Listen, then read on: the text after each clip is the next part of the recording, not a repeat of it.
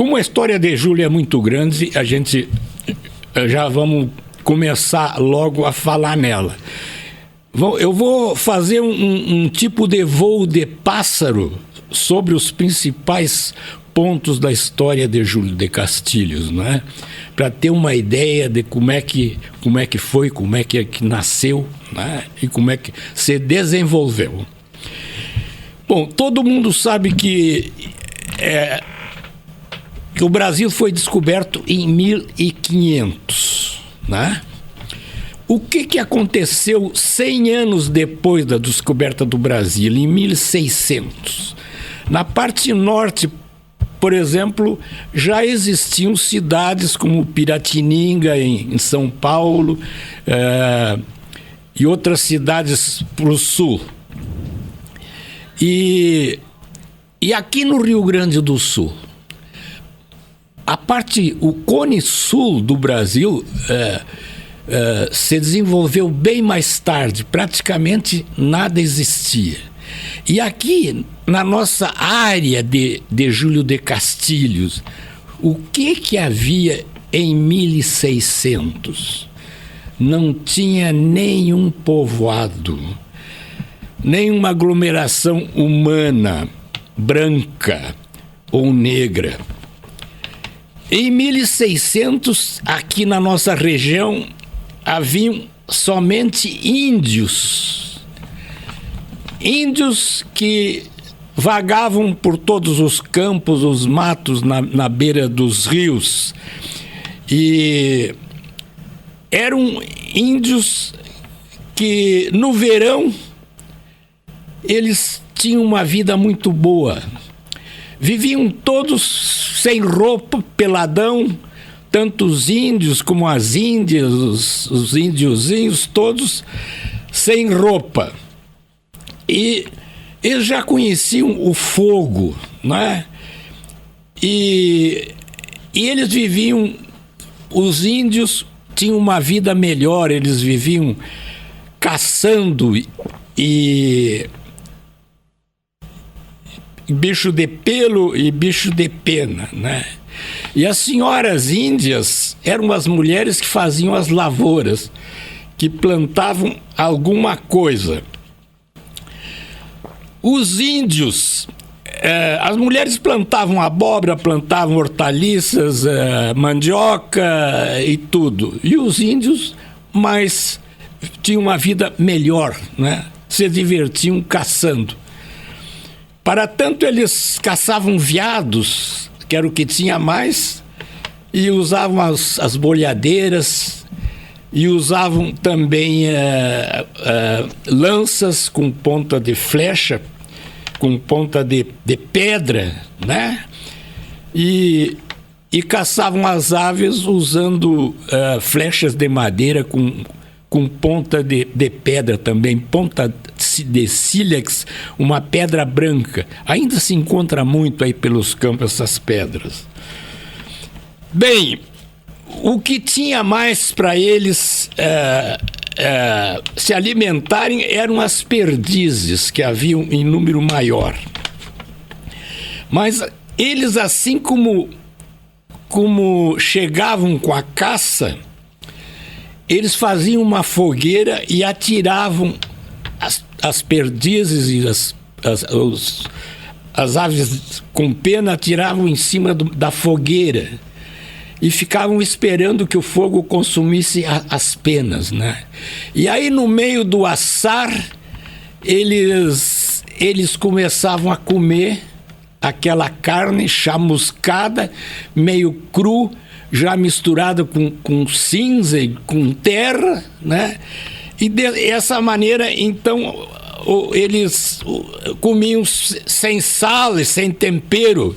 E isso ocasionava muitas doenças, não é? Os índios morriam muito cedo, ao redor dos 40 anos, mais ou menos, eles já estavam sem vida. Bom, durante o frio eles passavam fome e passavam muito frio, então a mortandade era maior. Tudo se passava desta maneira, eles vivendo junto com a natureza, e só melhorou a vida deles quando, em 1632, começaram a chegar os jesuítas, que eram padres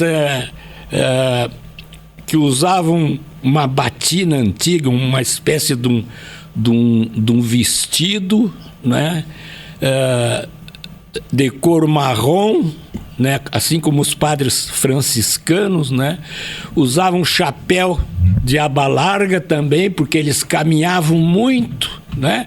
Vocês imaginam que eles vieram lá de perto de São Borja para chegar aqui à nossa terra, onde nós estamos hoje. E usavam também um cinto onde penduravam um crucifixo, e tinham sapatos feito de couro com correia, né? Eles chegaram e viram aquele pobre povo, né, que não se cuidavam, eles não tinham consciência de doenças, e ficaram com muita pena deles. E eram muitos índios. Nós podemos dizer que mais ou menos existiam naquela época umas 800 famílias, né? Cada família era composta do índio pai, da índia mãe, e geralmente tinham 2 filhos, né? Os índiozinhos. Aí era muita gente, então eles procuraram reunir aqueles índios num lugar só para poder dar uma orientação melhor para eles. Assim, eles formaram uma aldeia, né? Uma redução que o Monsenhor Antônio Corrêa chamou de pequenas reduções, mas eram grandes reduções, né? Eles vieram dois padres para essa aldeia que eles formaram, que hoje ficaria no norte de Pinhal Grande, que se chamava Natividade, né? Um dos padres se chamava Pedro Álvares. Ele tem um nome de rua aqui em Júlio de Castilho. Foi homenageado com um nome de rua. O padre Pedro Álvares, jesuíta, ele cuidava mais da parte material da aldeia. Essa aldeia tinha uma igreja muito grande e tinha uma enorme quantidade de casa para os índios. As primeiras providências dele foi proteger o corpo dos índios. Eles ensinaram então a afiar o algodão e fazer tecido. E assim faziam uma espécie de calção para os homens e uma espécie de camisola curta para as mulheres, né? Porque os índios sempre andavam pelado, né? Sacudindo os balangandã, né? E cobriram então a parte íntima dos índios. E as mulheres então cobriram os seios, né? E as partes íntimas. Bom,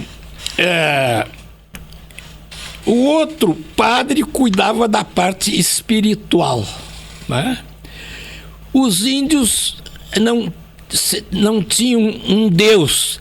Eles adoravam o sol e a lua como coisas boas e tinham muito medo dos relâmpagos e dos trovões como coisas más. E aí, então, essa redução, essa aldeia, vamos dizer, esse povo, esse povinho que existiu lá no sul, no norte de Pinhal Grande, viveram melhor. os padres ensinaram eles a conhecer as doenças, se proteger para que elas não acontecessem, e ensinaram também a cultivar as plantas medicinais com a mesma finalidade. Bom, em seguida também, além dessa aldeia para o lado de cá do Jacuí, existia outras aldeias para o lado de lá do Jacuí, do lado esquerdo do Jacuí. Existia, por exemplo, uma que se chamava Jesus Maria, que ficava perto de Rio Pardo. Outra se chamava São Cristóvão, ficava perto de Rio Pardinho, perto de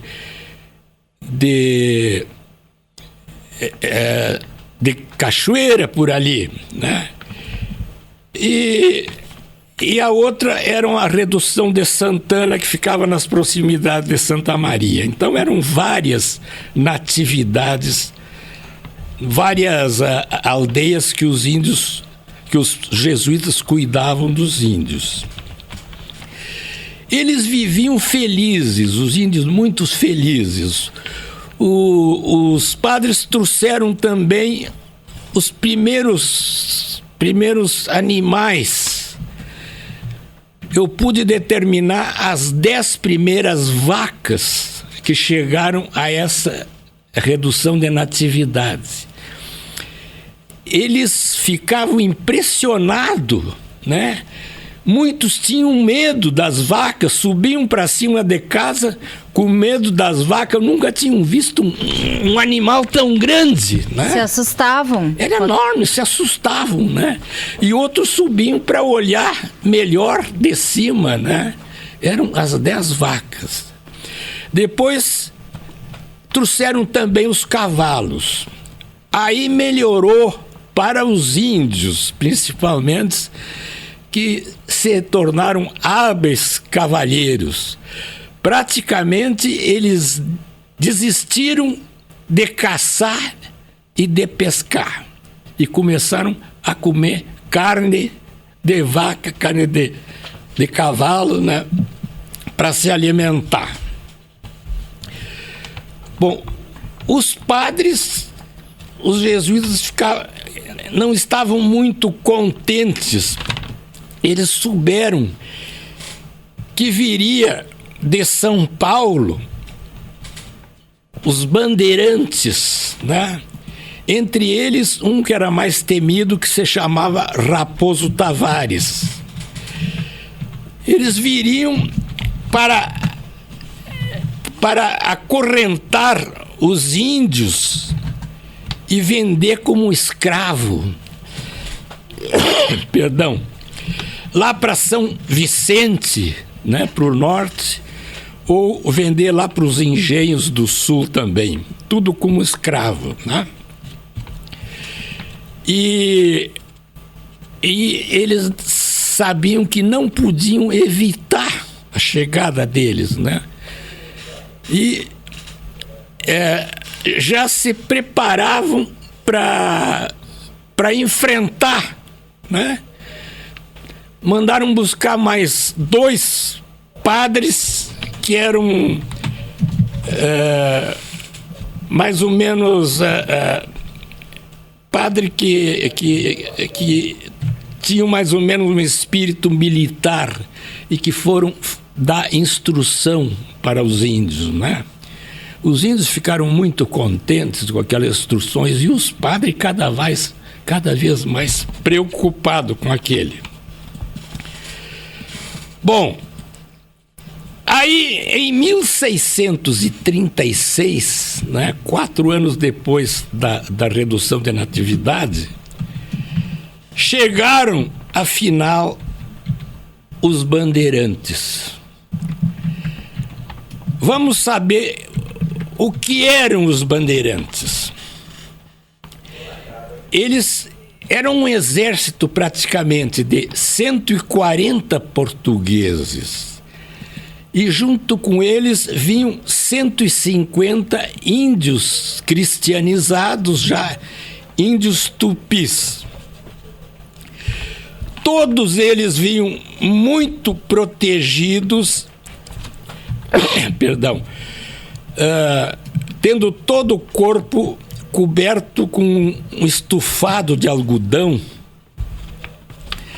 que lhe protegiam das lanças, né, das flechas, e traziam também armas poderosas para a época, que eram os arcabuzes. Era um tipo de uma espingarda grande, e a ponta tinha uma forma de sino, né? Eram os arcabuzes municiados com chumbo e com pólvora. E os índios, o que eles tinham para enfrentá-los? Eles tinham apenas 2 tipos de canhãozinho que eles fizeram com taquaruçu, encheram de pólvora e de chumbo e cobriram, era um retovado de couro. Essas armas eram precárias com relação às armas dos bandeirantes, do Raposo Tavares. Essas armas davam uns 2 ou 3 tiros e ficavam completamente destruídas, né? Inaproveitáveis. Bom, os bandeirantes chegaram na primeira redução, na primeira aldeia, que se chamava Jesus Maria José. Ficaram andando com eles de 4 a 6 horas. E terminaram vencendo. Aí incendiaram a igreja. Toda a igreja foi incendiada, foi saqueada, não é? Os índios, a grande parte de índios foram mortos. Os índios, principalmente os mais velhos, eles matavam, e alguns índios, eles cortavam o garrão para eles não poderem caminhar, né? Chegavam a fazer grandes injustiças, cortavam a cabeça dos índios pequenos, né? E, enfim, não tinham o maior respeito pela vida humana. Aí, depois de venceres, eles acorrentavam os índios, né, para levar para serem vendidos como escravos, uma vez que os negros escravos já eram muito caros, já existiam poucos, né? Bom, depois disso saíram e voltaram mais tarde para atacar a outra aldeia que se chamava São Cristóvão. Nessa época, nesse segundo ataque a essa segunda aldeia, já os padres conseguiram 1.600 homens. 1.600 homens para defender. Eles foram até conseguiram rechaçar, né, fazer recuar os bandeirantes por 2 vezes. Não é? Lutaram 4 horas, de 4 até 6 horas, e terminaram cansados, extenuados, e resolveram se entregar.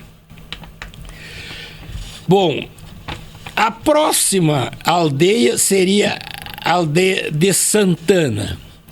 Aí os padres já sabiam que era impossível enfrentar os bandeirantes.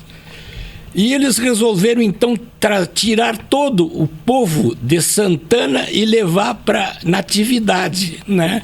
Que ficava do outro lado do Jacuí, que seria uma barreira natural que podia evitar o avanço dos bandeirantes. Bom, e levaram o povo para lá. E como já sabiam que provavelmente eles iam ter que abandonar também Natividade, eles levaram dessa última redução, levaram 300 reses que o padre Montoya, que era o provincial dos jesuítas, diziam que essa reserva de 300 reses serviria para alimentar os índios durante esta fuga de Natividade. 13 de julho, véspera do aniversário de Júlio de Castilhos. Para isso, continuamos o nosso bate-papo com o pesquisador Firmino Costa. Doutor, siga contando a nossa história. Ah, Carla, eu já sei que a Lurdinha já está ouvindo, né? A própria Lurdinha. A Lurdinha é do Alegrete, né? Mas ela, como eu, ela tem um coração castilhense. Verdade. Um abraço, Lurdinha. Mas a Carla me deixou mandar um abraço para o pessoal da zona rural. Assim, eu quero mandar um abraço para o Neco, lá da reserva, para ele e para sua esposa. Para o Alberto Abreu de Oliveira, lá da fazenda Santa Zelina,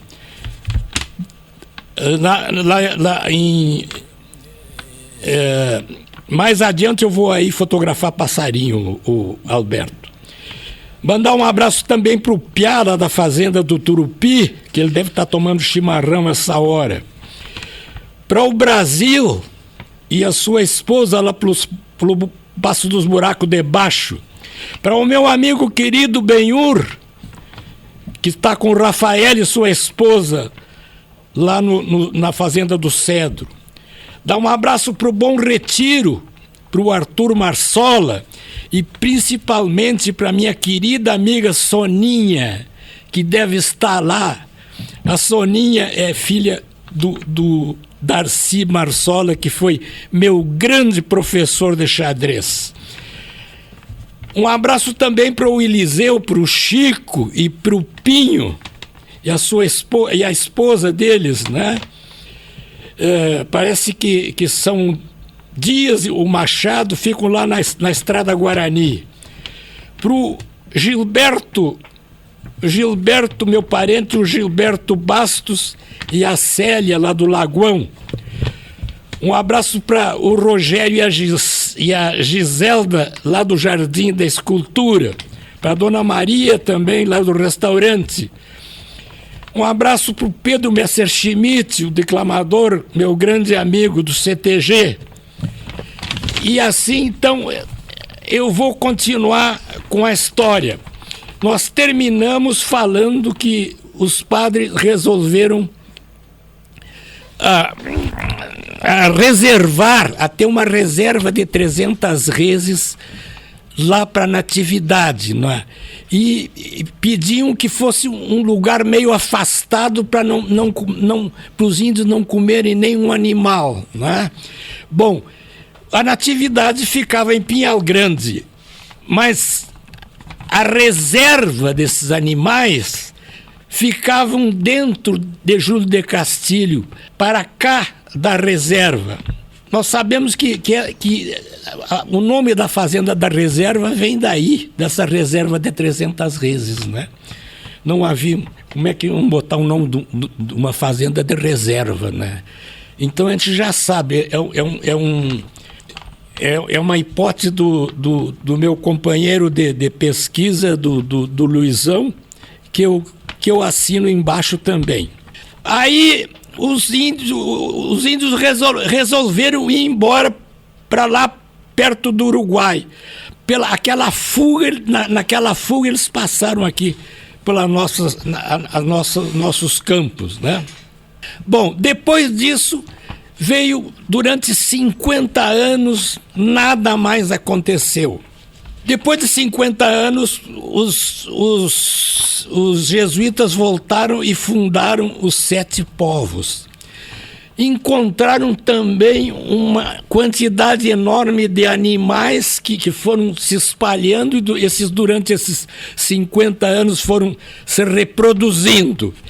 E aí tiveram que formar as grandes estâncias. Perdão. Eram umas estâncias tão grandes que dentro do nosso município caberiam somente 2 delas.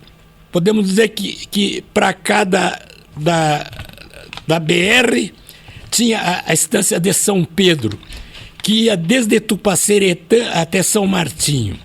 E para lá tinha a fazenda de Santo Antônio, que ia até o Jacuí. Bom, para defender, como os jesuítas eram espanhóis, toda a nossa região aqui pertencia à Espanha. Tanto que eles botaram aqui por perto uma guarda que ficava mais ou menos ali onde é o nosso aeroporto intermunicipal, a guarda de São Pedro, fica perto do São Pedro do Tarumã. E lá em São Martinho tinha a guarda de São Martinho. Bom, 120 anos depois, veio um Tratado de Madrid para dividir tudo entre a Espanha e Portugal. Vieram a demarcar essa divisa. Eles pretendiam trocar os índios, levar os índios dos 7 povos para a colônia de Sacramento.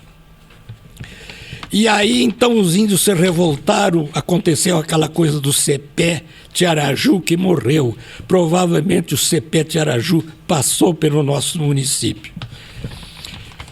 Bom, em 1801, aconteceu a conquista das Missões.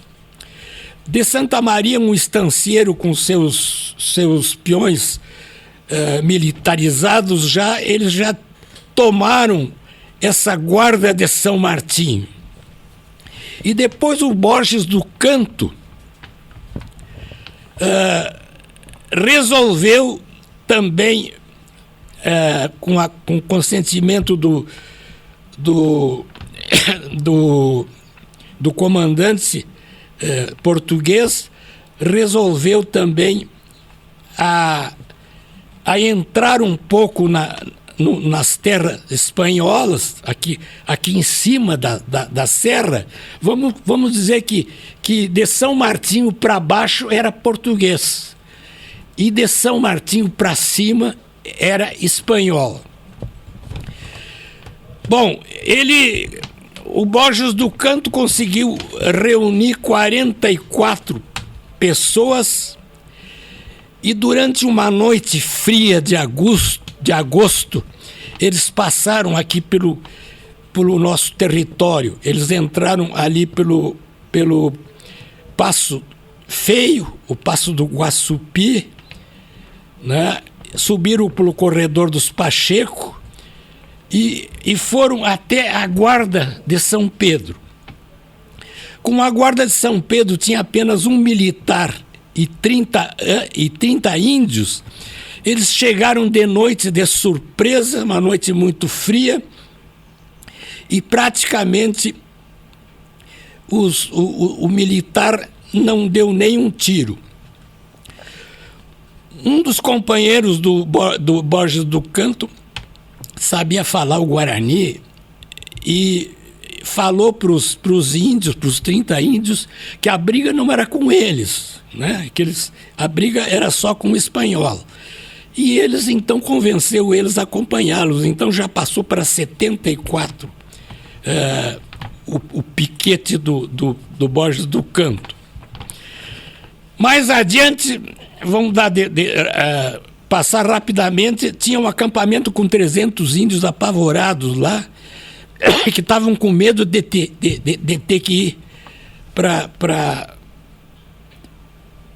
fora das terras deles, né? Eram 300 índios. Eles falaram a mesma coisa para eles e eles também resolveram acompanhar. E assim terminaram chegando a São Miguel, sitiaram o povo de São Miguel e em seguida o comandante resolveu a se entregar. Bom, em 1802 daí a conquista foi feita para os portugueses. Então aí a nossa região aqui passou a ser pertencente a Portugal. E para manter essa conquista, eles resolveram, os comandantes portugueses resolveram doar as Sesmarias, que era uma reserva de campo de 3 léguas de comprimento por 1 de largura. Bom, aí então apareceram já, vindo por Santa Maria, Mateus e Agostinho Soares da Silva em 1806. E aqui na nossa região, em 1802, veio a primeira pessoa a se estabelecer aqui. Ganhou uma Sesmaria, se chamava Manuel Moreira Paz. E vindo por Santa Maria, vindo de Rio Pardo, veio André Pereira Garcia. O Manuel Moreira Paz se estabeleceu ali perto do Passo, para lá do Passo dos Buracos. E o André Pereira Garcia se estabeleceu ao redor do posto do Itaroquém. Bom, do Manuel Moreira Paz, descende todos Moreira Machado de Júlio de Castilho. O André Pereira Garcia teve um filho que ele batizou com o nome do padrinho e deu o nome de Frederico Francisco de Bastos. Aí, desse André Pereira Garcia, descende todos os Bastos de Júlio de Castilho. Entre Manuel Moreira Paz e a outra Sesmaria de André Pereira Garcia tinha uma sobra de terreno que não tinha dono. Aí veio de São Paulo o João Vieira de Alvarenga, o nosso conhecido João Vieira de Alvarenga, que tem o nome da nossa praça. Junto com ele teriam vindo também a Francisca Vieira de Alvarenga e o Valério Vieira de Alvarenga. Bom, vamos dizer, em 1856 morreu João Alvarenga e deixou um testamento escrito na fazenda dele, cuja sede ficava mais ou menos ao redor da casa do falecido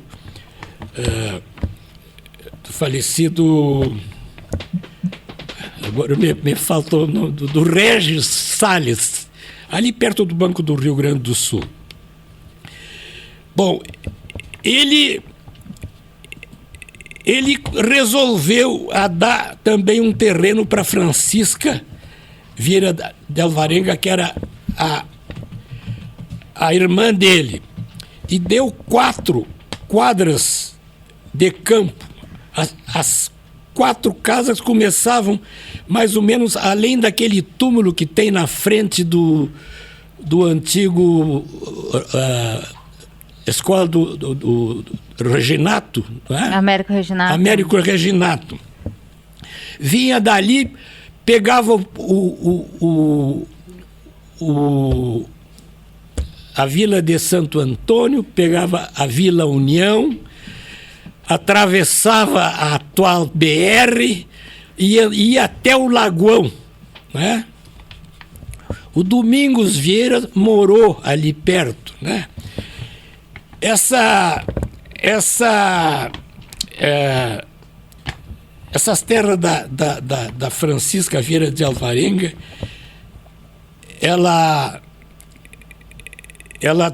tinha um bisneto dela que se chamava o Valdemar Brombila Vieira, que é um grande amigo meu. Ele me deu documentos importantíssimos sobre a história de Júlio de Castilhos. eu tenho o documento que ele me deu do João Vieira de Alvarenga pedindo para se estabelecer, né? Ele já ocupou as terras, né, por ocupação primária, e depois ele queria ter um documento legal, e então ele fez um pedido para os comandantes portugueses, né, dos 7 povos lá, e esse documento, a gente tem um documento de 1821, que o Valdemar me deu. Me deu também o documento em que ele dava o terreno para Francisca. Bom, nós podemos dizer que o João Vieira de Alvarenga tinha o desejo de que ao redor da fazenda dele tivesse um povoado.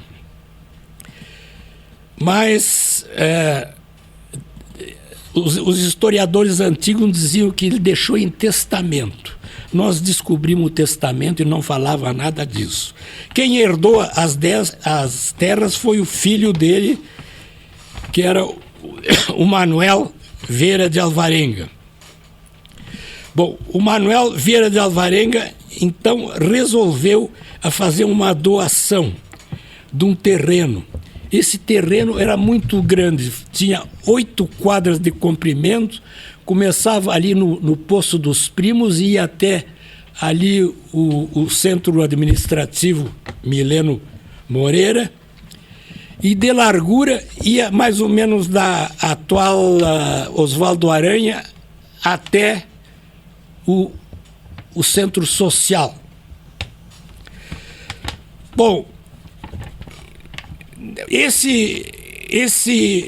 essas terras doadas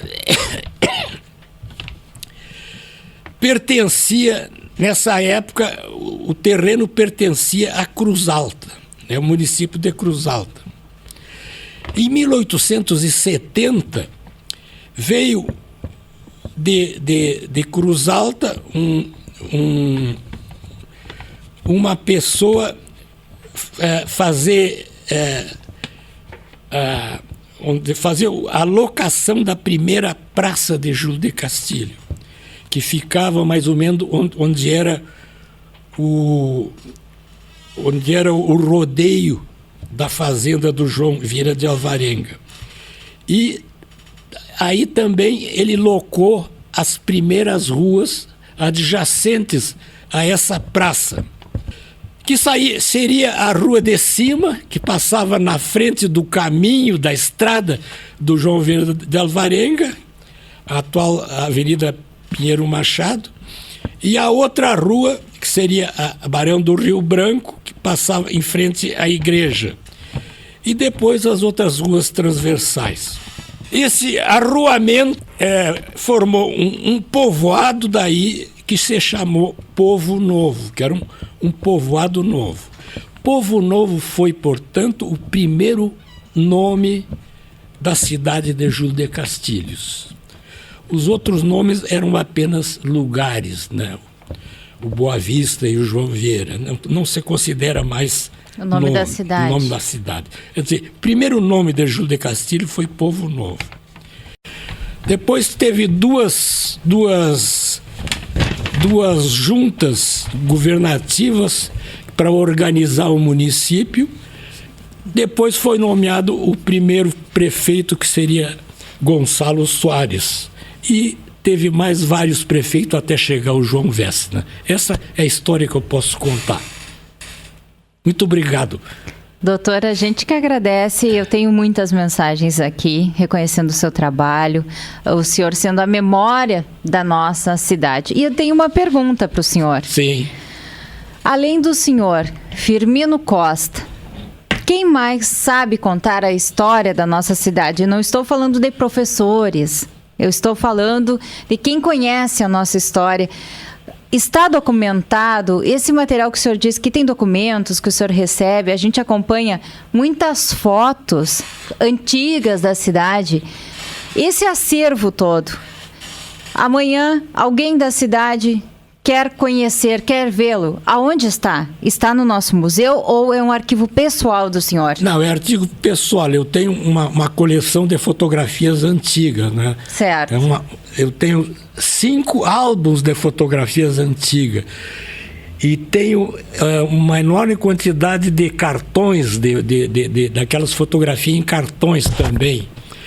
Tudo isso está na minha casa, no meu arquivo pessoal, né? E eu acho que vai ficar lá até eu passar por um filho e ele der a finalidade que ele achar necessária, né? Tu me perguntou a outra pessoa que tem conhecimentos é o Luiz Gonzaga Salles, mais conhecido como Luizão.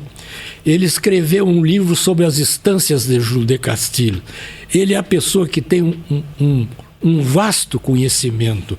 Eu me baseio muito no livro dele para aumentar o meu, vamos dizer, arquivo que eu tenho que já está digitalizado para uma eventual segunda edição, né? Um segundo livro. Segundo livro, quer dizer, vai ser A Terra de Vila Rica, né? Que é o meu primeiro livro, que está esgotado, né? E o ano que vem vai fazer 130 anos, pode ser que um prefeito queira patrocinar esse livro, então ele está pronto, né? Então ele está aumentado. Eu só vou tirar fora os municípios que foram desmembrados, né? E falar mais sobre Júlio de Castilhos, sobre essa parte do primeiro distrito. Eu quero agradecer as pessoas que têm saudade naquele tempo, né? É verdade. Foi muito bom. Muito obrigado. Muitas pessoas aqui dizendo que amavam a sua coluna naquele tempo, acompanhavam. E o senhor falava de muitas famílias, né? Todo mundo se identifica. Outra pergunta do ouvinte: o senhor aceita mais doações? O senhor recebe fotos, recebe documentos? Claro, para aumentar. Fotografias antigas, fotografias que as pessoas não sabem quem é, não joguem fora, documentos antigos, jornais antigos. Eu tenho uma coleção relíquia enorme de jornais. Tenho o primeiro jornal, os primeiros jornais, né? Tenho mais de 30 jornais, uma hemeroteca que vai ficar para futuras pesquisas, né? Doutor, também ouvintes de Pinhal Grande, o senhor escreveu o livro de Pinhal Grande, sobre da história. A história de Pinhal Grande. E o pessoal dizendo, quando Pinhal fizer aniversário novamente, o doutor Firmino tem que contar a nossa história também. Sugestão para o próximo aniversário agora já passou, né? Foi em março, mas quando o ano que vem, o senhor vem aqui contar a história de Pinhal Grande. Pinhal Grande, pois sim. Fica o convite será um prazer. Muitas mensagens, doutor. Obrigada pela sua vinda. Obrigada aos ouvintes. Eu vou lê-las agora no intervalo, todas para o senhor, saber o reconhecimento ao seu trabalho. O senhor tem 90 anos e tem uma história como historiador, como fotógrafo, enfim. Júlio de Castilhos tem muito a agradecer ao senhor. Em meu nome, da nossa equipe, da emissora, em nome dos castilhenses, dos ouvintes que estão acompanhando, muito obrigada, doutor Firmino. Eu que agradeço a paciência dos ouvintes de estar ouvindo tudo que eu disse. Tomara que gostem, né? E que dê para entender um pouco da história, né? Com certeza. Agora, 10h07, nós conversamos com o historiador Firmino Costa, já comemorando 129 anos de Júlio de Castilhos, amanhã, dia 14 de julho.